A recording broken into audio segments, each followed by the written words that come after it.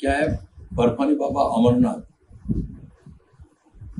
बर्फानी बाबा का दर्शन लेने हमको अमरनाथ जाना पड़ता था। आज तक 7-8 साल पहले जब बर्फानी बाबा की जो प्रतिमा अमरनाथ में बनी थी वो किसी कारणवश दर्शन को नहीं रखी गई, तब मेरे दिमाग में एक बात आई कि विदर्भ के लोगों को क्यों न बर्फानी बाबा अमरनाथ के दर्शन हम रामधाम में कराए। तो फिर हमने उस कल्पना को लेके एक छोटा सा हमने शिवलिंग बनाया, जो आपने भी जाकर देखा और उसको इतना अच्छा प्रतिसाद मिला है। क्या हम श्रावण के पहले सोमवार को कपाट खोलते हैं और महाशिवरात्रि को बंद करते हैं। हजारों भक्तगण आकर बाबा अमरनाथ के दर्शन करते हैं। सर, यहाँ बाबा अमरनाथ ही नहीं, माता वैष्णो देवी के भी और श्री रामधाम आज पूरे देश में इतना मशहूर हो गए रामधाम, क्या कहेंगे? ये रामधाम की स्थापना मैंने 2004 में की थी। देश का पहला धार्मिक पर्यटन केंद्र करके मैंने इसका नाम किया।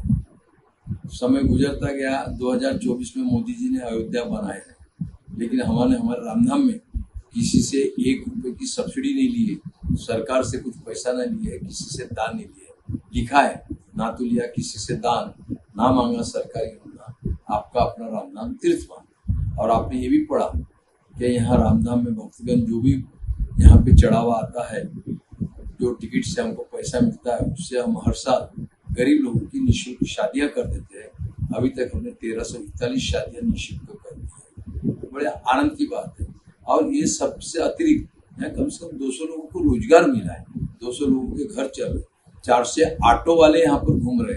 रामधाम के कारण 4 से ऑटो वालों को रोजगार मिला। तो मैं तो बहुत खुश हूँ।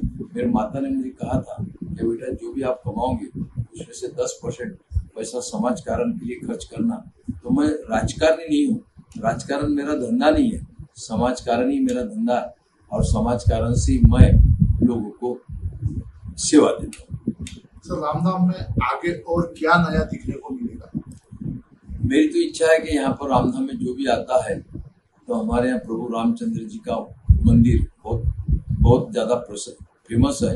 दुर्भाग्य इस बात की कि शिरडी सेगांव में 25,000 लोग रोज जाते हैं, हमारे रामटेक में 500 लोग भी नहीं आते। जब उसका अभ्यास किया तो पता चला है कि शिरडी सेगांव में सब इंफ्रास्ट्रक्चर डेवलप है, हमारे रामटेक में रहने के भक्त की निवास नहीं है, लाइट एंड साउंड शो नहीं है, रोपवे नहीं है, इवन के ज़्यादा सादा टॉयलेट भी नहीं है।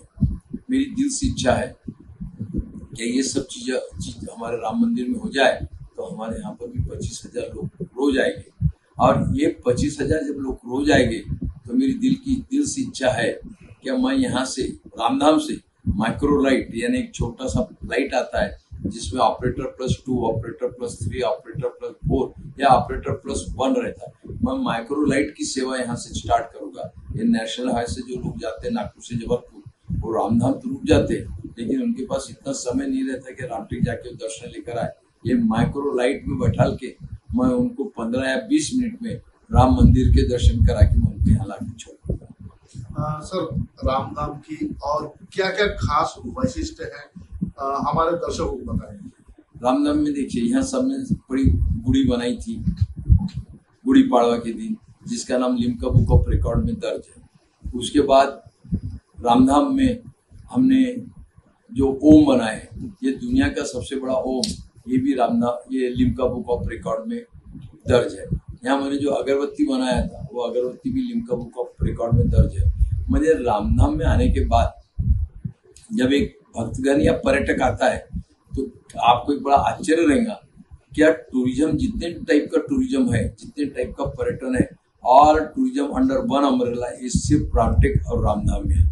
यहाँ आने के बाद आप देखिए वाटर पार्क यहाँ मिल जाएगा आपको, यहाँ आपको बर्ड पार्क मिल जाएगा जो सेंट्रल इंडिया में पहली बार है, यहाँ एडवेंचर पार्क है, यहाँ एम्यूजमेंट पार्क है, यहाँ पर एग्रो पार्क है, यहाँ पे रिलीजियस पार्क है। सब चीज एक ही जगह लोगों को मिलती है, जिससे लोग बहुत खुश होते हैं। और यहाँ जो रामटेक है, जो ओम में हमने रामायण और महाभारत रखे, तो रामानंद सागर ने आपको और हमको रामायण बताया था, लेकिन नए जनरेशन को मैं रामायण बता रहा हूँ। सर, यूँ तो ऐसे कई रिसोर्ट है, कई वाटर पार्क है, लेकिन रामधाम ही एक पूरे देश में प्रसिद्ध है और यहाँ पर कई जनता यहाँ पर आती है एंजॉय करने के लिए। क्या कहेंगे? नहीं, ये तो ईश्वर की कृपा है। ये तो आई एम द निमित्त, मैं तो एक निमित्त हूँ। ईश्वर की ऐसी कृपा हुई है। क्या ये तो एक 30 एकड़ पड़ी जमीन थी, ऐसी हजारों एकड़ जमीन रोड साइड में पड़ी है, जिसको मैं प्लॉट बना के बेचता तो मुझे करोड़ों रुपए आते।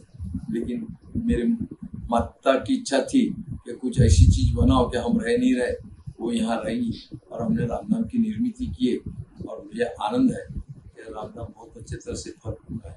आपके चैनल के माध्यम से मैं सभी पर्यटकों को, सभी भक्तगणों को विनती करता हूँ कि बाबा बर्फानी के अमरनाथ के दर्शन के लिए एक बार भी जरूर रामधाम पधारें। सर, ये रामधाम जब आपने प्रस्तावित किया था, इसकी प्रेरणा आपको कहाँ से मिली? मेरे को अच्छे से याद है क्या, जब हमारे यहाँ पे काउंसिल जनरल मॉरिशस के मधु आए थे, तो मुझे सम्मानीय नितिन जी गडकरी साहब ने कहा था कि चंद्रपाल जी, इनको आप रामटेक ले जाओ और राम मंदिर घुमा के लाओ। जब मैं उनको राम मंदिर घुमाने के लिए लाया था, तो बाहर जो रेस्टोरेंट होटल वगैरह थी, वहाँ पे उस वक्त एक धुन बज रही थी, बहुत प्यारी धुन थी, चोली के पीछे क्या है, चोली के पीछे। मधु जी ने मुझे कहा कि चंद्रपाल जी, हमारे मॉरिशस आइए, पूरे राम मंदिर में सिर्फ राम जी की धुन बजती है, और यहाँ पे ये कैसे। तब मुझे ऐसा लगा कि राम एक जो मंदिर है, ये तो मेरा अपना नहीं है, ये तो भोसले जी का है, गवर्नमेंट का है, ट्रस्ट का है, और वहाँ पे हाईकोर्ट में सब लड़ाई झगड़ा चालू है। मैंने कहा क्यों न मैं एक ऐसा रामधाम करके रामटेक का एक किला हो, और मैंने रामधाम बना, उनकी धुन बजती है, और यहाँ पे ये कैसे। तब मुझे ऐसा लगा कि राम एक जो मंदिर है, ये तो मेरा अपना नहीं है, ये तो भोसले जी का है, गवर्नमेंट का है, ट्रस्ट का है, और वहाँ पे हाईकोर्ट में सब लड़ाई झगड़ा चालू है। मैंने कहा क्यों न मैं एक ऐसा रामधाम करके रामटेक का एक किला हो, और मैंने रामधाम बना। सर, जब प्रेरणा आपको मिली उनसे और आपने जब ये रामधाम प्रस्तावित किया, तो उसके बाद में आपको कितने कठिनाइयों से गुजरना पड़ा सर? कठिनाई है, कुछ भी ये नहीं है, हर बात में कठिनाई थी। लेकिन प्रभु रामचंद्र का आशीर्वाद जब मेरे साथ था, और जो मेरे यहाँ के भक्तगण हैं, जो मेरे यहाँ के टूरिस्ट लोग हैं, उनकी मेरे प्रति जो आस्था है, वो आस्था देखते हुए ये सब कठिनाइयों से दूर मैं हुआ। एक उत्कृष्ट उदाहरण देता हूँ अंबाझरी का। जब अंबाझरी था मेरे पास, 2000 में मेरे से निकाल लिया गया, नीट एंड क्लीन पानी था, जैसा आज खिंडसी का पानी 30 साल के बाद में भी नीट एंड क्लीन है। आज अंबाझरी देखो तो उसकी दुर्दशा हो गई। लेकिन ईश्वर की ऐसी हमारे पे कृपा है, और पर्यटन का मेरा जो मोटिवेशन है, पर्यटन के प्रति मेरी जो समर्पण है, उसको देखते हुए हमको तो हर चीज दिन दूनी रात चौगुनी हम तरक्की कर रहे हैं। देखिए, जो प्रभु रामचंद्र जी का रामटेक में मंदिर है ना, नेक्स्ट टू अयोध्या है। आज भारत में अयोध्या को जितनी अच्छी तरह से जाना जाता है, उतने अच्छी तरह राम मंदिर को भी जाना जाता है। लेकिन अयोध्या का तो कायाकल्प हो गया, अयोध्या तो बहुत कुछ अच्छा बन गया, लेकिन रामटेक में आज भी हमारे प्रभु रामचंद्र जी वनवास में है। मैं कभी कभी सोचता हूँ, क्या 50 साल में रामटेक क्यों नहीं डेवलप हुआ। लेकिन करंटली जब सोचता हूँ, तो देखिए हमारे बावनकुळे साहब ने कोराडी का डेवलपमेंट किया, उसके बाद नितिन गडकरी साहब ने धापेवाड़ा का डेवलपमेंट किया, हमारे लोकनेता सुनील केदार साहब ने आदासा का डेवलपमेंट किया। मुझे लगता है पारट सिंगा में चरण सिंह ठाकुर साहब ने पारट सिंगा का ये किया। उसके बाद जब हम आते हैं अंबोरा में, अच्छा ब्रिज वहाँ के आमदार ने बनाया। हमारे सुलेखा कुम्हारे ने ड्रैगन पैलेस कामठी में बनाया, लेकिन हमारे रामटेक में कुछ नहीं बना है। जो हमारे लोक प्रतिनिधि, जनप्रतिनिधि थे है, उनमें वो आस्था या श्रद्धा नहीं है, या उनमें या तो विजन नहीं है कि अब यहाँ मुझे रामटेक को बहुत अच्छा बना ले। तो ये सोने की खान है, यहाँ सैकड़ों लोगों को रोजगार मिलता है। उसके कारण 25,000 लोग यदि रोज रामटेक में आते, तो आप ही सोचिए कितना बड़ा रोजगार होता, आर्थिक क्रांति हो जाती। लेकिन हमारे रामटेक में ना तो रोपवे है, ना लाइट एंड साउंड शो है, ना भक्त निवास है, ना टॉयलेट ब्लॉक है, और तो लाइट एंड साउंड शो के लिए अखे विदर्भ में और कई जगह नहीं है। लेकिन हमारे यहाँ कैरेक्टर में प्रभु रामचंद्र जी है, हमारे यहाँ कैरेक्टर में संत कालिदास जी है, जिन्होंने मेघदूत यहाँ लिखा है, हमारे यहाँ पे नारायण स्वामी में जहाँ संत तुकडो जी महाराज और संत सीताराम बाबा को सिद्धि प्राप्त हुई है, वो जगह यहाँ है। हमारे यहाँ नागार्जुन जी वेल नोन हर्बल साइंटिस्ट यहाँ बने हैं। यहाँ राजा बाकाटक है। म्हणजे कितने कैरेक्टर्स है जिसपे हम लाइट एंड साउंड शो बना सकते हैं, लेकिन यहाँ पे ये किसी के भी एक भी लाइट एंड साउंड शो यहाँ बनाया नहीं है। इस बारे में आपको क्या कहना है? क्या होता है, कोई भी टूरिस्ट है या कोई भी भक्तगण है, जब परिवार के साथ आता है तो उसको सब फैसिलिटीज मिली तो बहुत वो खुश होता है।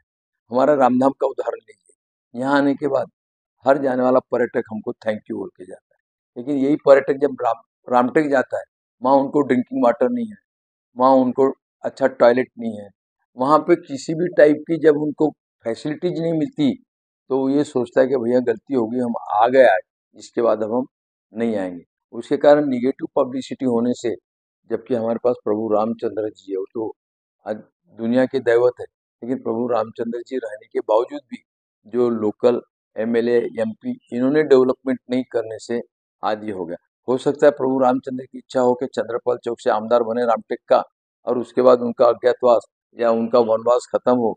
तो मैं तो ईश्वर को वही प्रार्थना करता हूँ कि मुझे आप वो शक्ति दो, मुझे आप बुद्धि दो, और मुझे एक बार कुछ ऐसा बनने का मौका दो, तो मैं मेरा समय लाइफ का पहला मेरा जो काम रहेगा वो यही काम करेगा कि रामटेक के जो प्रभु रामचंद्र जी है उनका वनवास दूर करने की मैं कोशिश करूँ।